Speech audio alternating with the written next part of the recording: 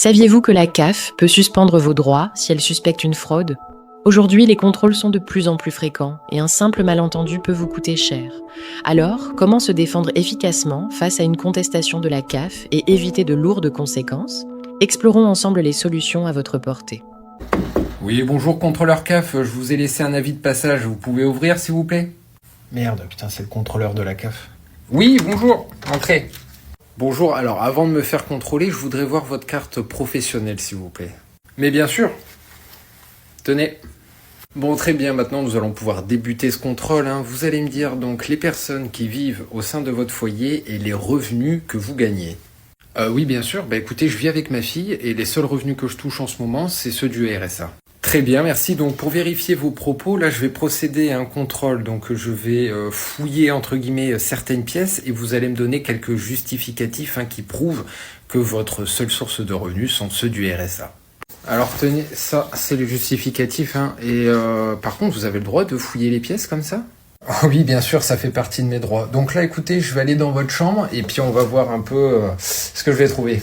Ok, donc là, c'est la chambre de votre fille et là, c'est votre chambre. Expliquez-moi, par contre, il y a 2 oreillers et sous-vêtements féminins, là, vous ne vivez pas seul, monsieur? Écoutez, sur ma déclaration, j'ai bien précisé que je vis seul et là, excusez-moi, j'ai le droit d'avoir quelques fréquentations quand même, non?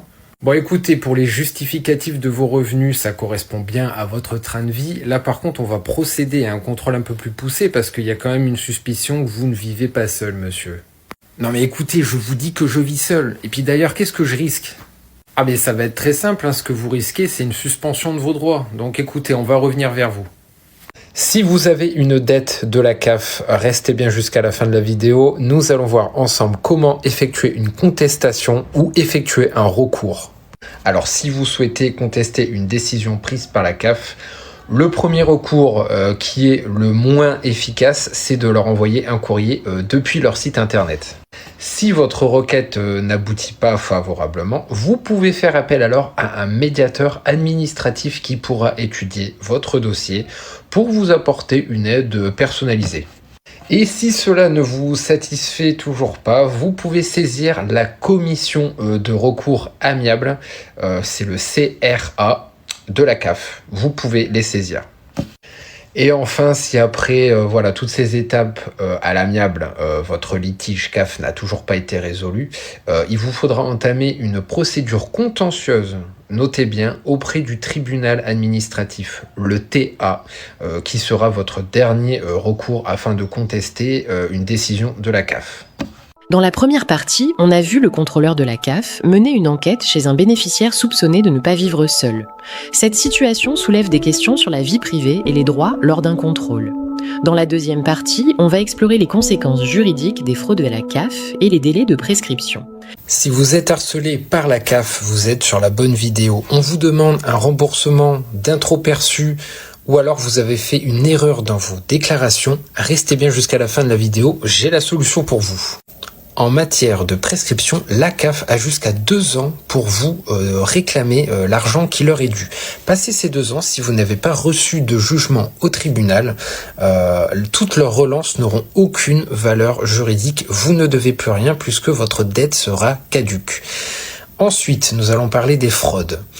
Si vous avez fraudé, soit à votre insu ou soit volontairement, vous avez, la CAF a jusqu'à 5 ans pour vous réclamer la somme qui leur est due. Passé ces 5 ans, pareil que les 2 ans, vous ne devez plus rien, votre dette sera caduque si vous n'avez eu aucun jugement au tribunal. Donc, récapitulatif, si vous avez pas fraudé, vous avez la CAF a 2 ans pour vous réclamer l'argent qui leur est dû. Et si par contre vous avez fraudé, la CAF a jusqu'à 5 ans pour vous réclamer la somme. Passé ce délai, vous êtes tranquille. Ne vous inquiétez pas du coup pour ces relances si vous rentrez bien sûr dans ces critères que j'ai énoncés. RSA, prime d'activité ou encore aide au logement, faut-il déclarer les aides de la CAF aux impôts? Alors écoutez bien, toutes ces allocations de la CAF ne sont pas non plus prises en compte dans le calcul de vos ressources. Attention, cela signifie qu'elles ne figureront pas ni dans votre revenu net imposable, ni dans votre revenu fiscal de référence. Et justement, ce dernier sert de critère pour obtenir par la suite d'autres prestations sociales. Écoutez bien ce qui va suivre. Les aides de la CAF sont donc toutes exonérées. Là-dessus, l'administration fiscale est pourtant bien claire. Vous bénéficiez donc d'une exonération totale pour certaines aides, et cela, quel que soit donc le montant perçu. Les sommes touchées à ce titre n'ont pas à être intégrées aux revenus d'activité ni aux autres revenus imposables.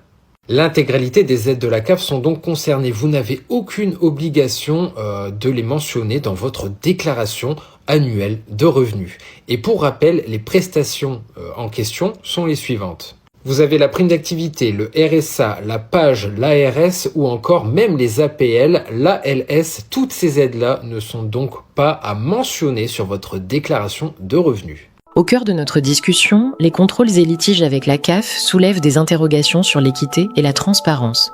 Entre suspicion de fraude et recours administratif, la tension demeure palpable.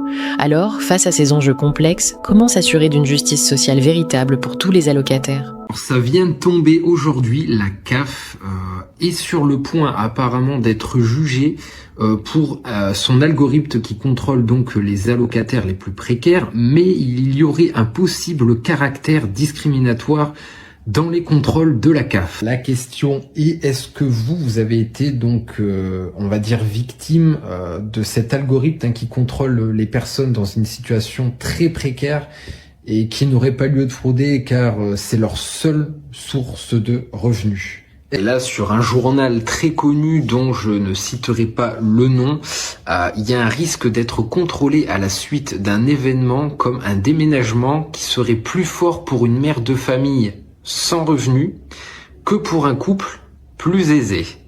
Force est de constater que des critères pourtant protégés comme l'âge, le handicap ou la situation familiale sont utilisés par l'algorithme, qui en résulte un ciblage plus systématique des populations les plus vulnérables.